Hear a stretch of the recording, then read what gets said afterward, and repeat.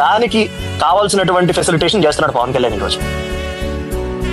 కాబట్టి ఇదేదో జస్ట్ మీ ఊళ్ళో వేసిన సిమెంట్ రోడ్డో మన వీధి చివర వేసిన తార్ రోడ్డో కాదు, ఇది వాళ్ళకి జీవితం. వాళ్ళకి అంత గొప్ప పని చేస్తున్నాడు కాబట్టి దయచేసి వీలైనంత వరకు మీకు ఎంత చేతనైతే అంత పబ్లిసైజ్ చేయండి. ఎందుకంటే అతను ఏం చేస్తున్నాడో చూపించే మీడియా లేదు, సెలెక్టివ్ గా చూపిస్తుంది. 7 స్టూడెంట్ సెంటర్ లో ఉండాలరా అంటే 8:40 వచ్చిన పవన్ కళ్యాణ్ మీద 10 మంది తోసేస్తే అది చూపించే మీడియా ఉంది తప్ప 70 ఏళ్ళ నుంచి రోడ్లు లేని గ్రామాలకు రోడ్లు వేస్తున్నాడు పవన్ కళ్యాణ్ అని బ్యానర్ ఐటమ్ రాసే మీడియా లేదు.